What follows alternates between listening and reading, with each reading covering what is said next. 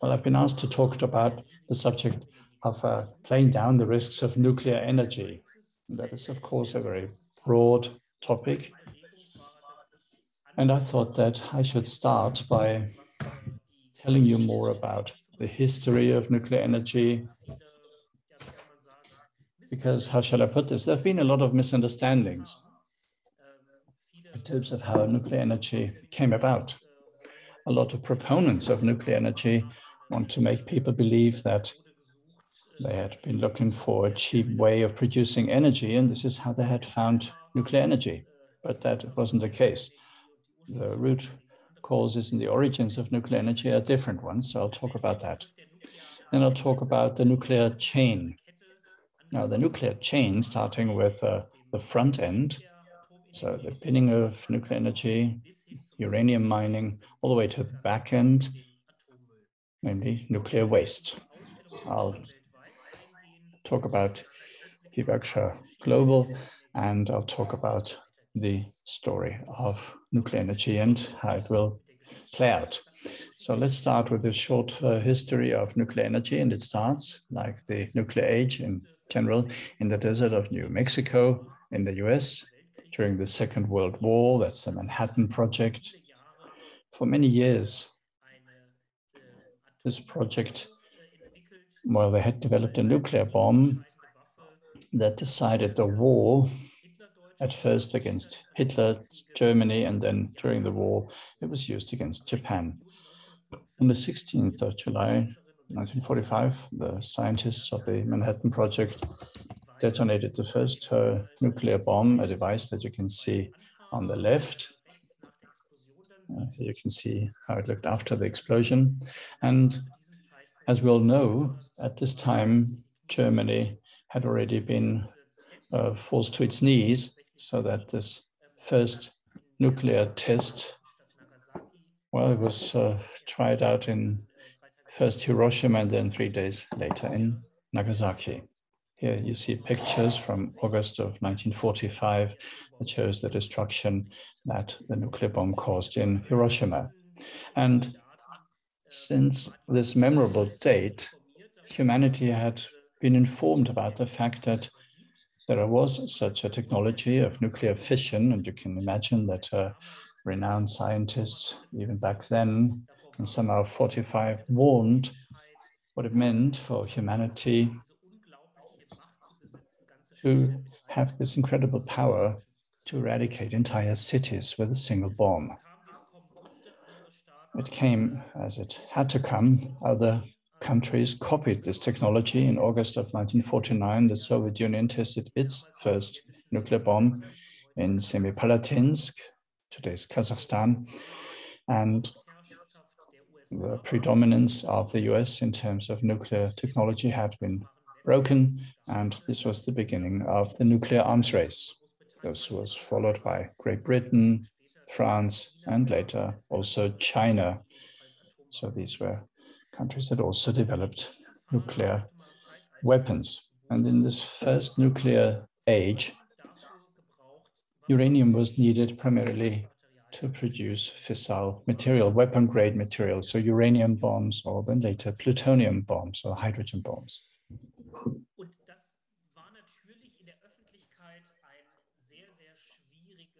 In the public, of course, this was hard to sell. The picture of Hiroshima and Nagasaki was still vivid in people's minds, and the predominant mood that prevailed among society was that this technology should not develop further. So the US did something really clever.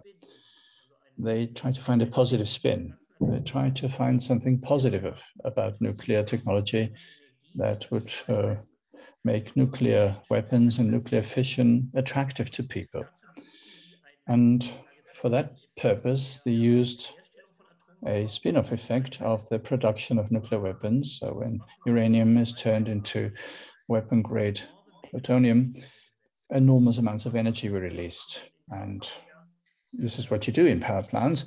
You take this energy that is released in the form of heat and you use it to boil water. So this water evaporates and you can use the steam to produce power through turbines.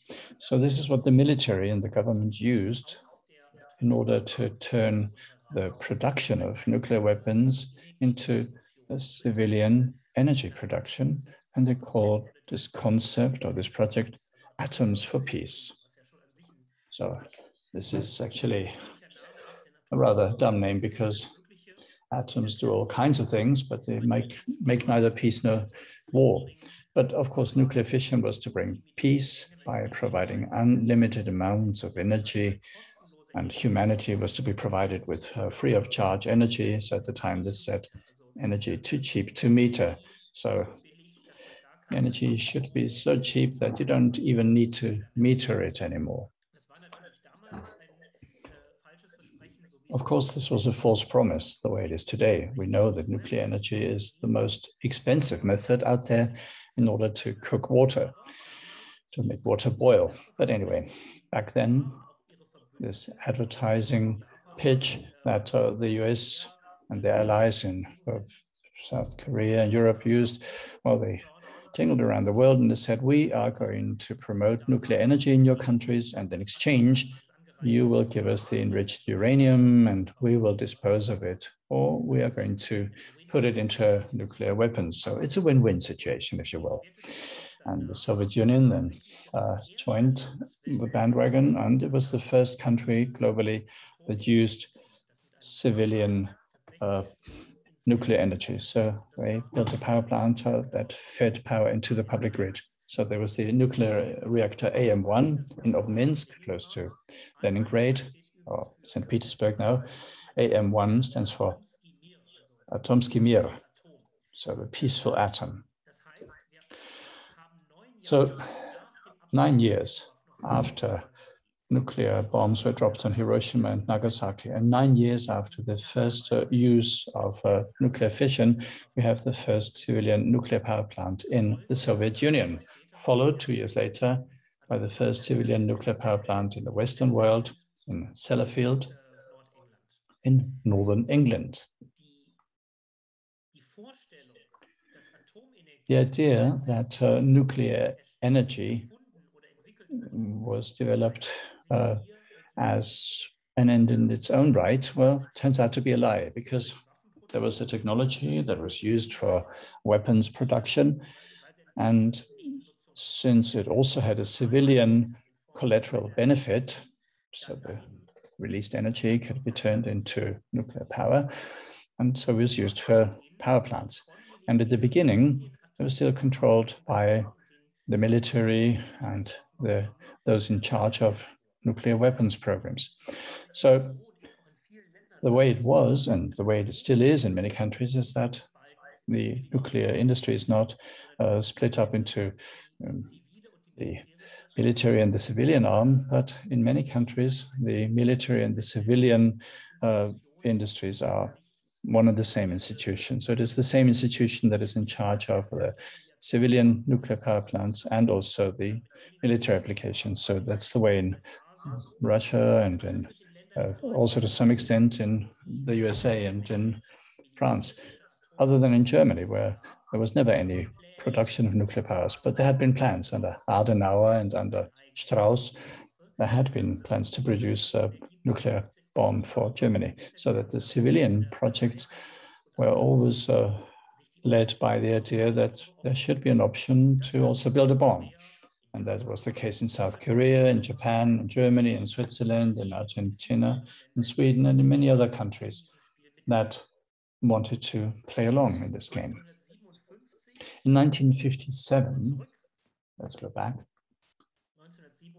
So in 1957, 1 year after Great Britain had started producing nuclear power in Calder Hall, Great Britain used this nuclear bomb in Christmas Island. So this was the first hydrogen bomb. So you see the links why Calder Hall was needed. So it was for the production of plutonium for the British hydrogen bombs.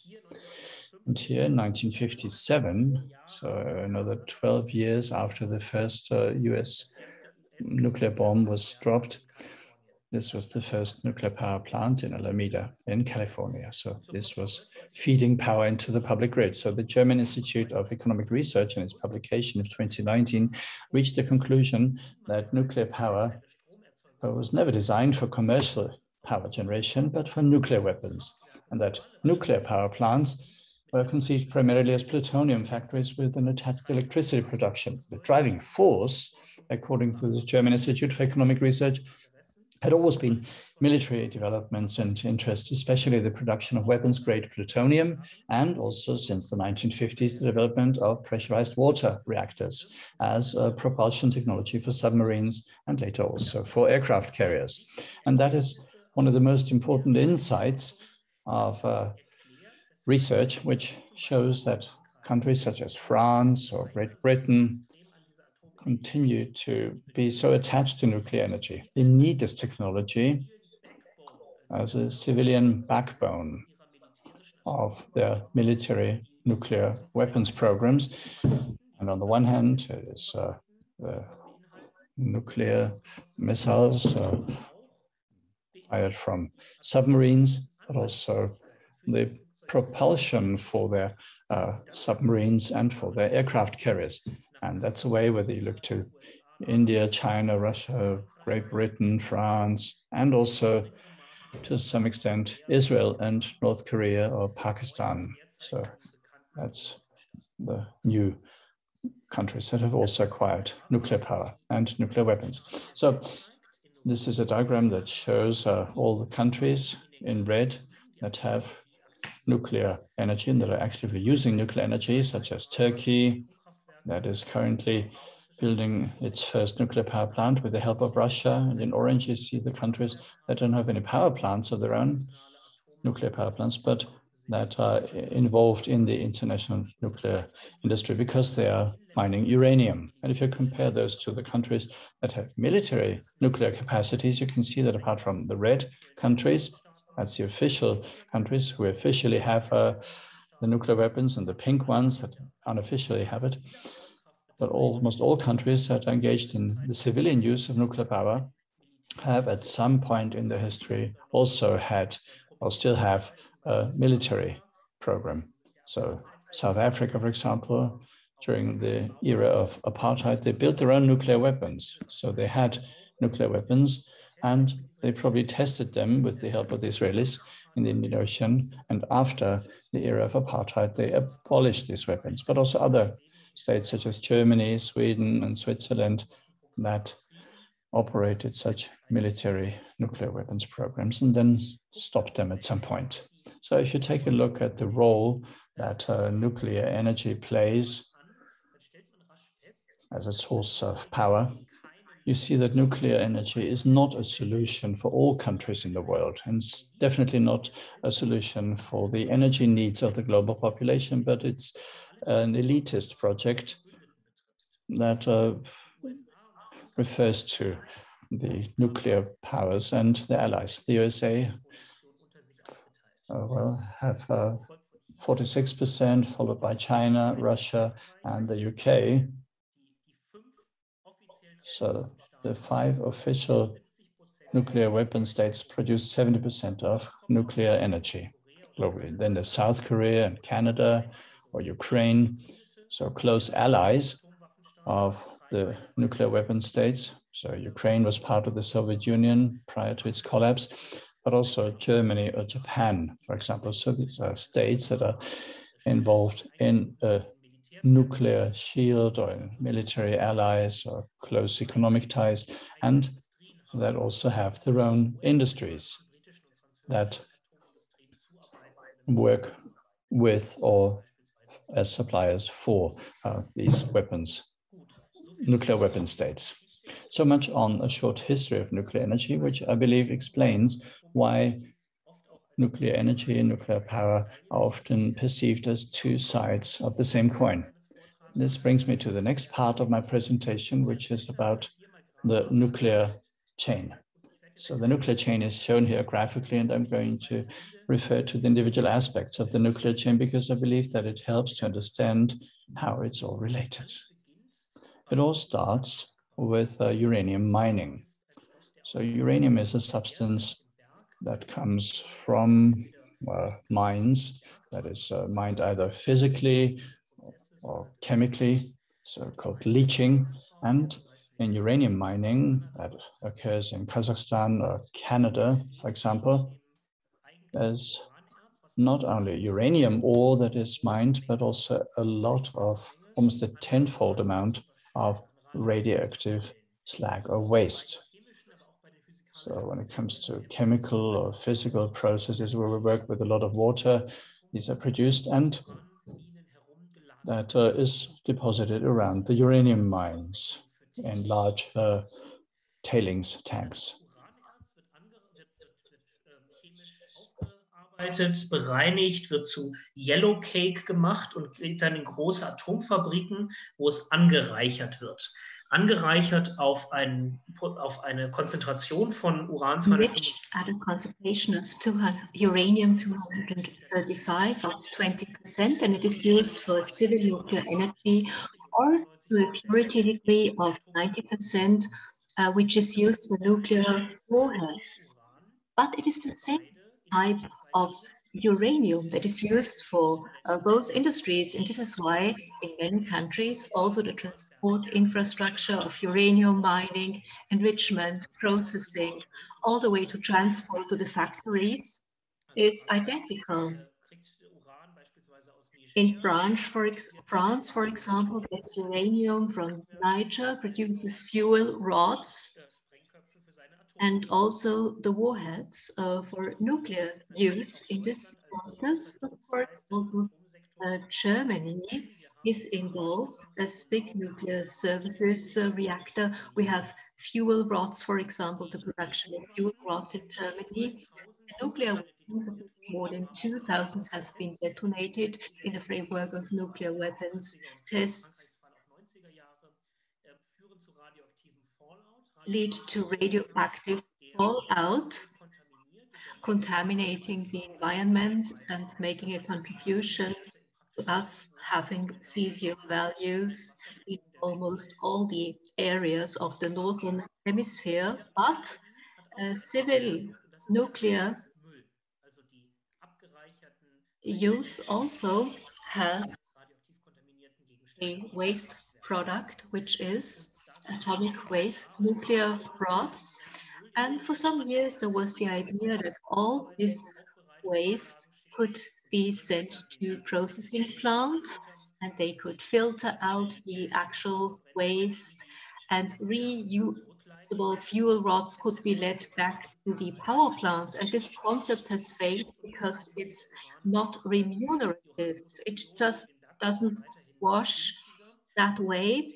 Uranium mining is much more economically remunerative, and also from a technical point of view, it is not possible to reduce waste this way. So this has been a very, very expensive failure, but with one very interesting side effect. Enormous amounts of plutonium by way of this processing have been isolated in Sellafield in Great Britain, but also in La Hague in France. Well, these sites are full of plutonium. More than 2 countries would have to use for the nuclear weapons program. But mountains and heaps of plutonium come into being, which is not only radioactive, but also very dangerous because it can be used in nuclear warheads. So the nuclear industry loves to talk about a nuclear cycle, but it's rather a nuclear dead-end street. And it always leads to the same problem: radioactive waste, radioactive fallout and slag. One waste product is produced, which has been put to a certain type of use. This is uranium. So we have enriched uranium with a high degree of plutonium, uranium 235, but there is also a type of waste with a lower value of uranium, it has the side effect that is incredibly dense. Density is extreme, and this is why it has been used in the military realm. There has been a collateral benefit. They found a substance that has been used at the tip of projectiles and has been used as a weapon that can be used to break tanks, for example, in Iraq, in the Kosovo War. And these are weapons that can not only break bunkers or tanks, but can also, by way of auto combustion, can explode, and the inner of these tanks and bunkers are being destroyed. At the same time, this leads to the fact that big amounts of radioactive uranium are released in the environment, which happened in Serbia, for example, and cancer rates rose as a result. So much for the nuclear chain or the nuclear valence stream. Here I have a few examples showing how many places worldwide are affected by the nuclear industry. This is a uranium mine in Granger in Australia in a national park.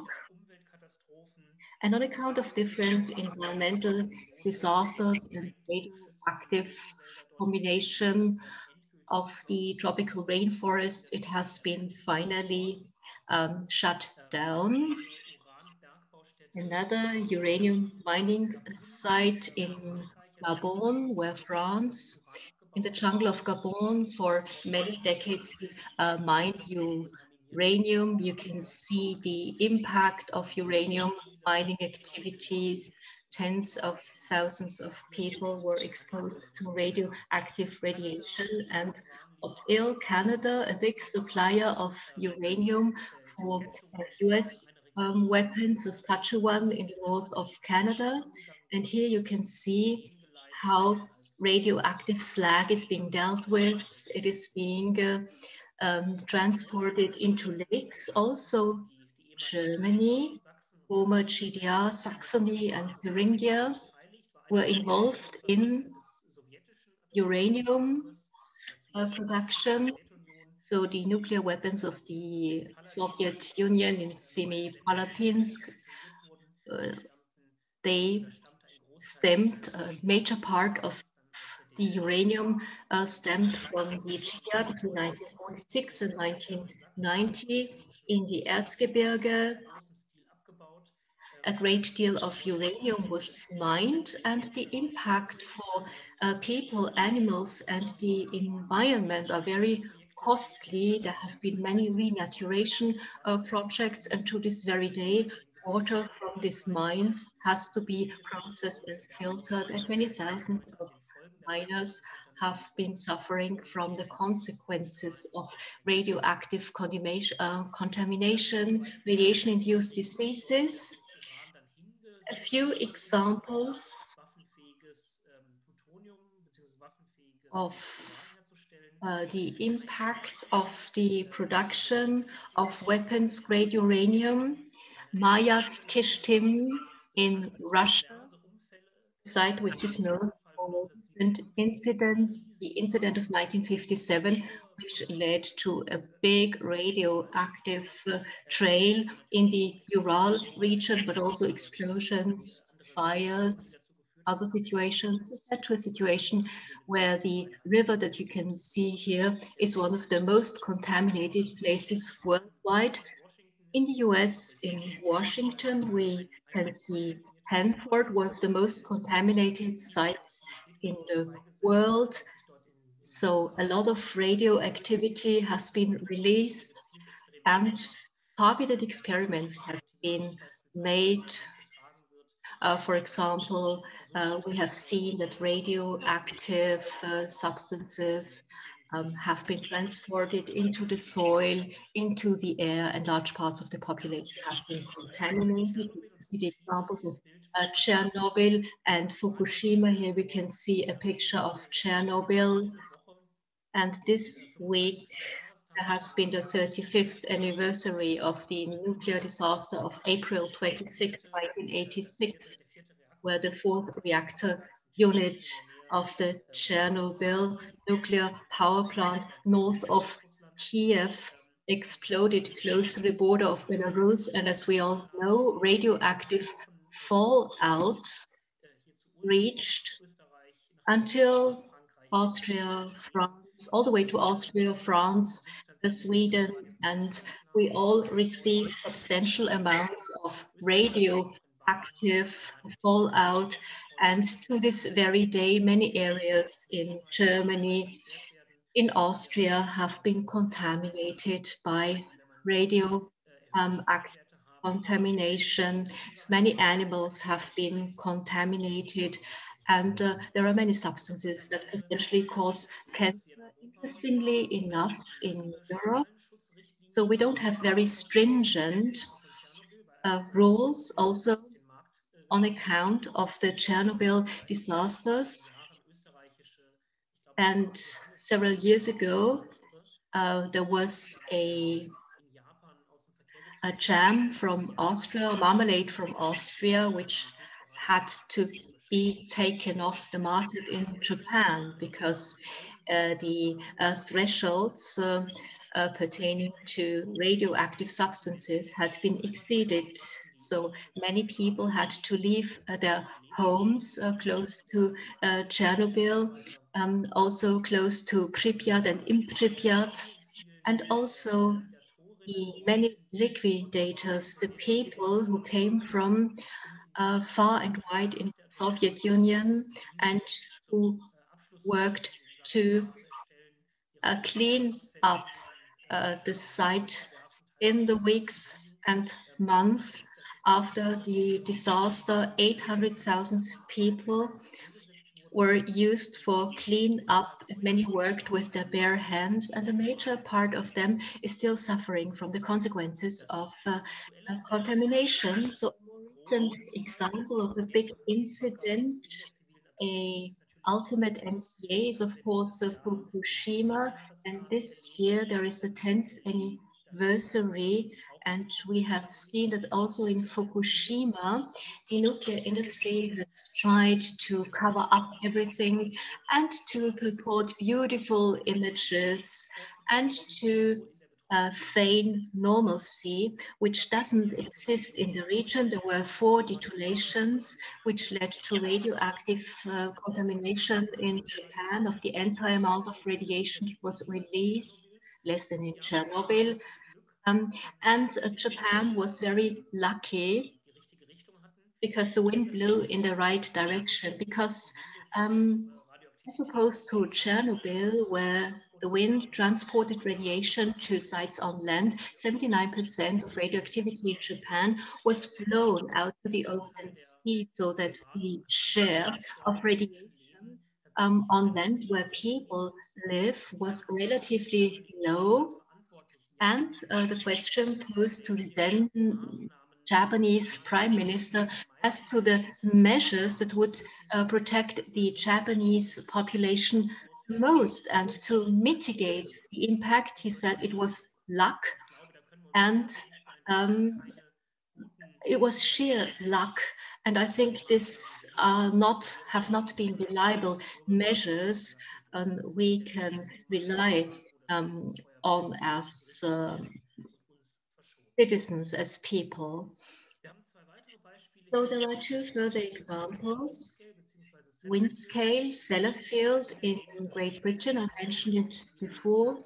Kaldehor, the first civil reactor of the Western world, a reprocessing plant for nuclear waste, time and again in Windscale and in Sellafield.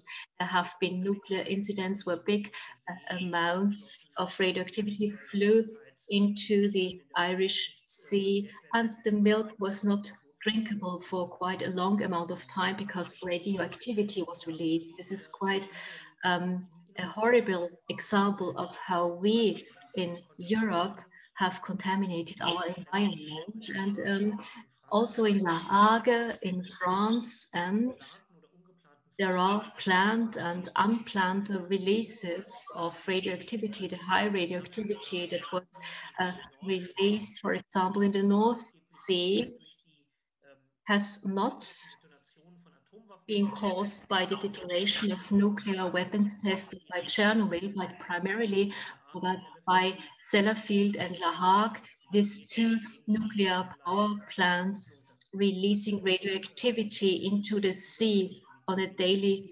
basis. And at the same time, in the immediate environment in Sellafield, in La Hague, you can see an increased rate of cases of leukemia in children. So I tried to summarize 50 sites all over the world where nuclear energy has had a negative impact on the health and the lives of the people. We have 50 people and we have 50 sites, and we summarized it in an exhibition which we staged in honor of Japanese people in Hibakusha, which had been negatively affected. The term of Hibakusha, the survivors of the nuclear explosion, is also used by people from Kazakhstan in the Pacific Islands, because they're saying we are all survivors of the nuclear disaster, because we all live in countries where had nuclear explosions in the desert of Palatinsk, where nuclear weapons have been tested, where radioactivity has been released, and our population has been suffering a great deal as a consequence. They had lost their homes, to relocate, and many people died and suffered from cancer. And also people working in uranium mining, for example, in Australia, are also members of the First Nations in the US who are disproportionately affected by uranium mining. Also, these people call themselves Hibakusha, no more uranium, no more Hibakusha. This is what these people say in Kamchatka, for example.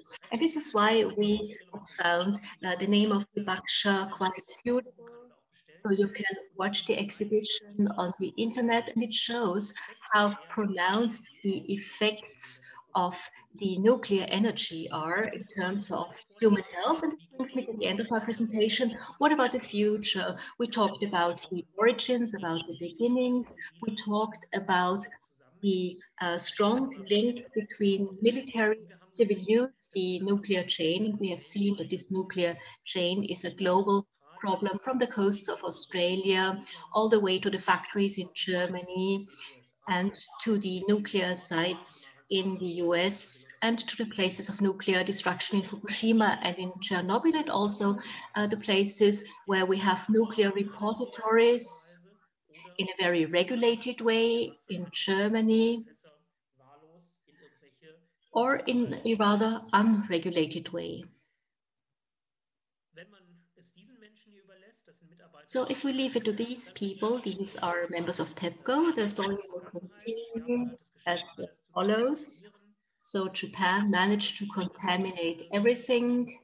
So there have been a few cases of deaths. TEPCO wants to earn money, wants to build nuclear power plants, or there are those people, for example, demonstrating in Lausanne in front of the building of the Olympic Committee. And so it's very important that we as a population also use our voice, as it happened in Europe after Chernobyl, after Fukushima. The population has to say, we do not want to expose to that risk anymore. We do not want to live in constant fear that in our country or in neighboring country, a nuclear power plant explodes. And Austria, for example, is surrounded by countries operating nuclear power plants, Germany, the Czech Republic, Hungary, Switzerland. And so we are not alone, and no country in the world can do away with nuclear energy, but we can all strive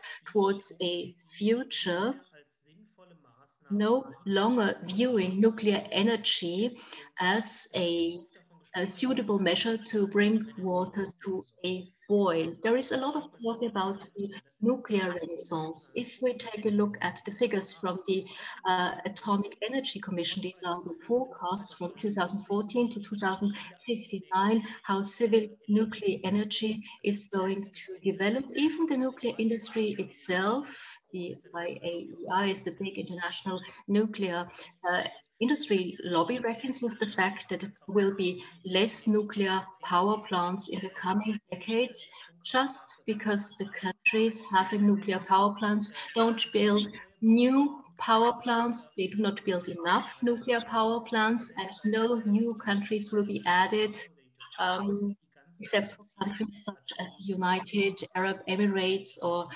Turkey, who want to facilitate nuclear energy programs. This is a chart, a map showing in which states nuclear energy reactors are in the pipeline.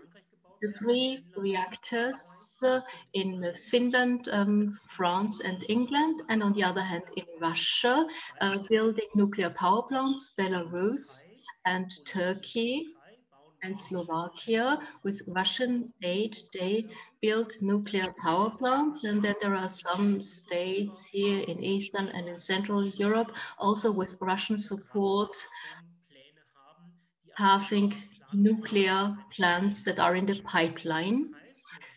So you can see primarily in Europe, there are 2 countries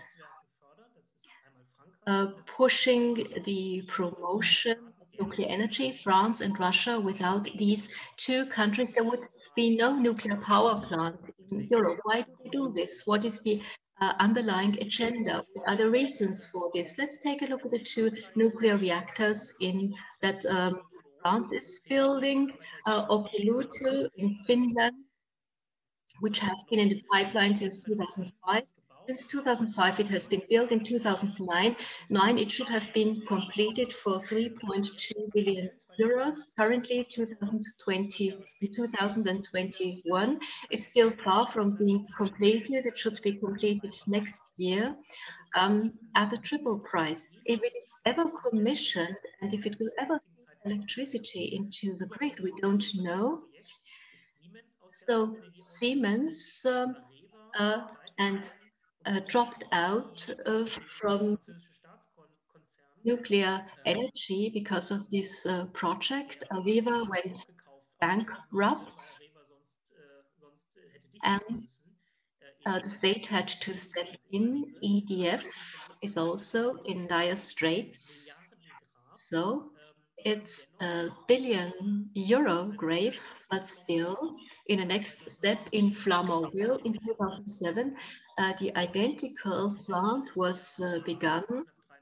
So completion was planned after 5 years in 2021, 9 years after the original end of the construction time, and the price rose 6-fold.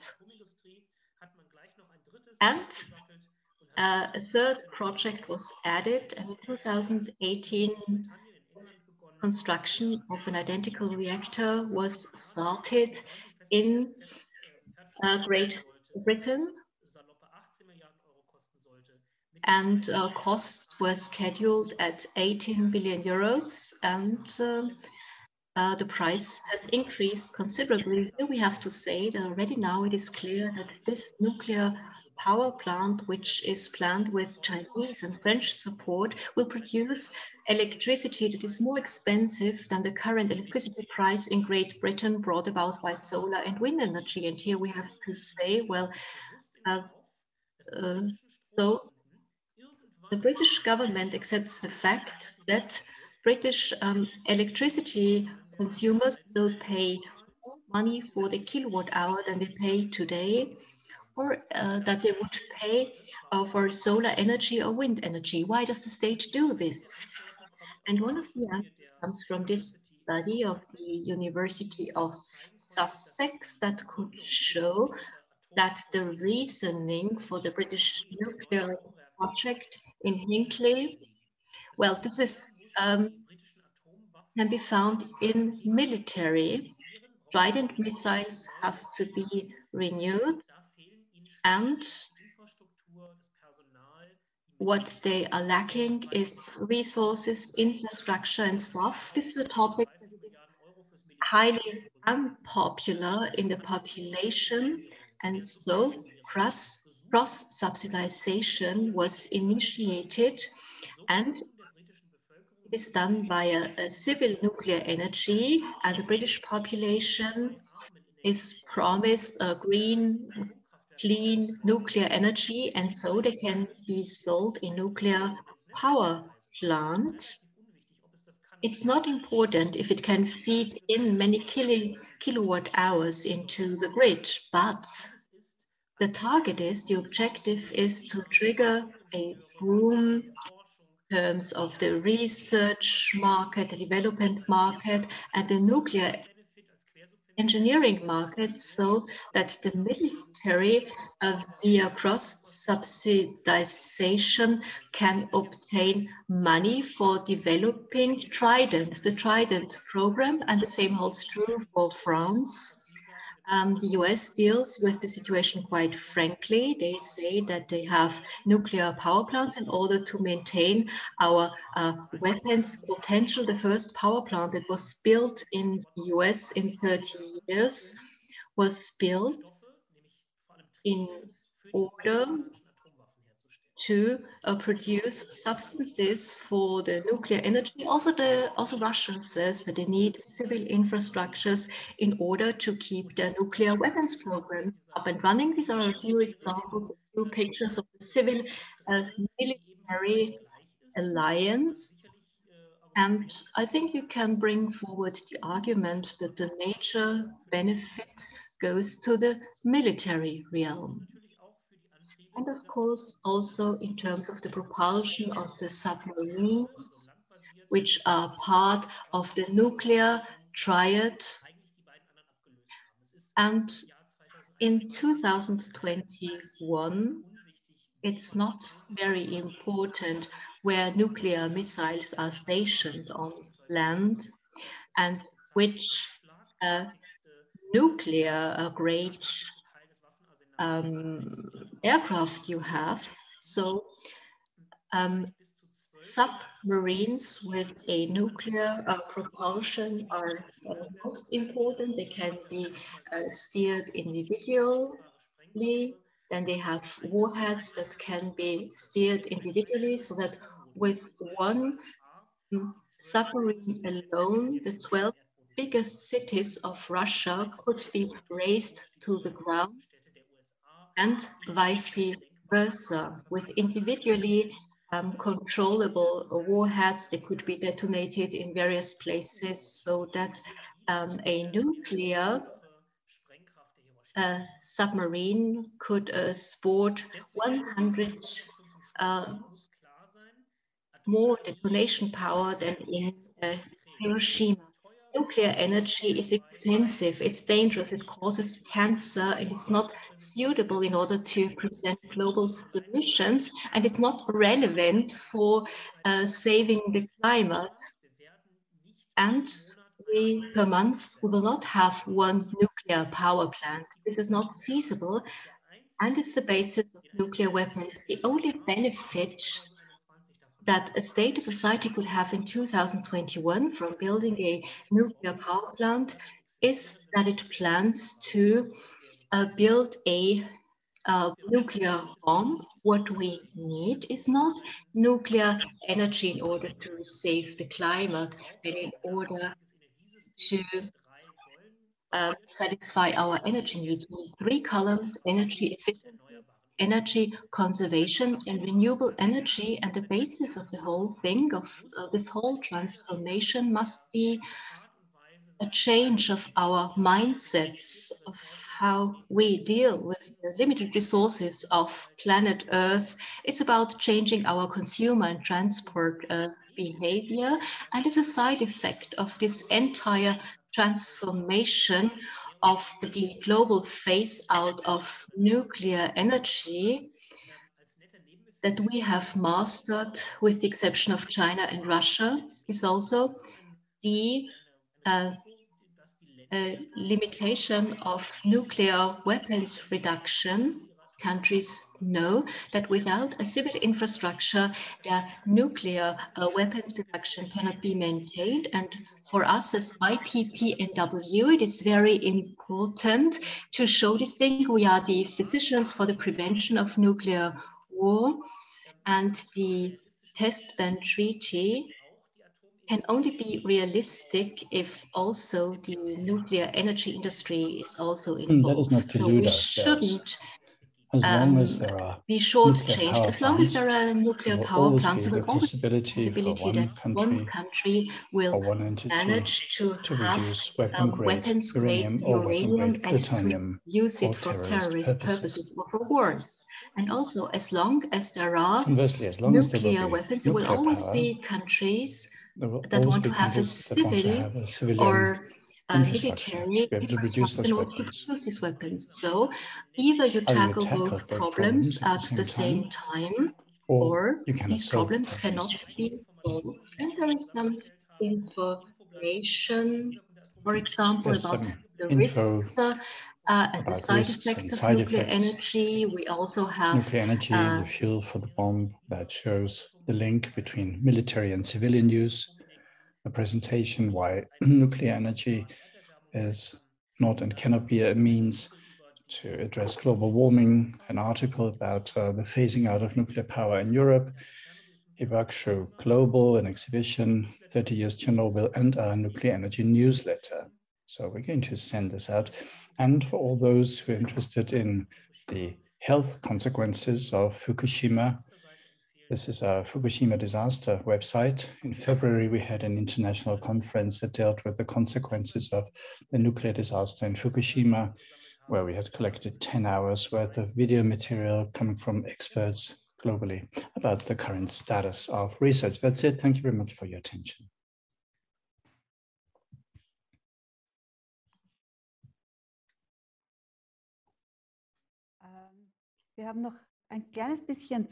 Well, we have some time before we continue. I know that you're in a rush, but anyway, so there is one question in the Q&A about the small modular reactors.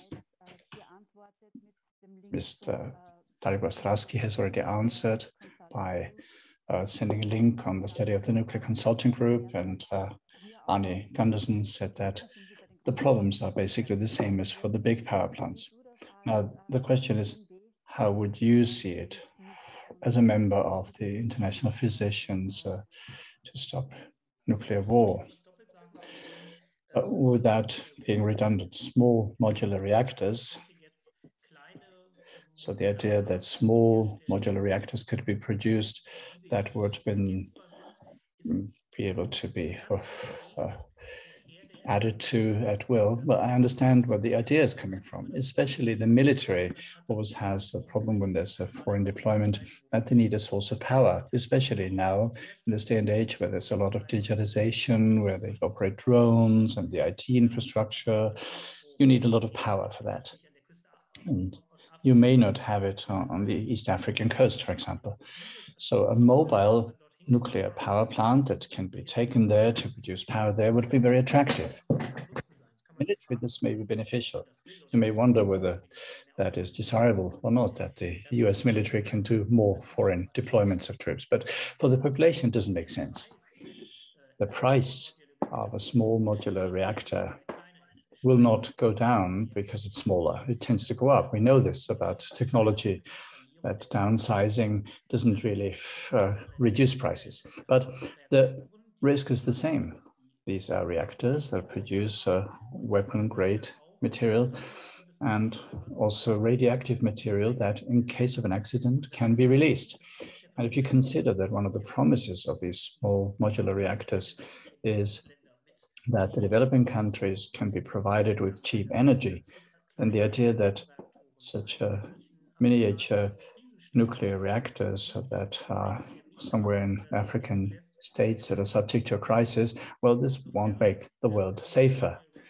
Exactly. So small modular reactors are interesting for the military as a propulsion system for submarines or for aircraft carriers, and interesting for foreign deployment of troops.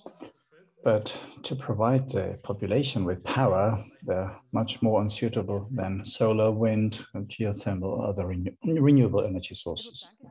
Okay, thank you for answering this question. Let me specify that this was a question that came from Pep Martiste from Estonia, because they are really thinking about launching a small modular reactor program in the coming 10 to 15 years. But I guess that the question whether that is possible and whether it makes sense has been sufficiently addressed by you. Okay, I'd like to thank you for having taken the time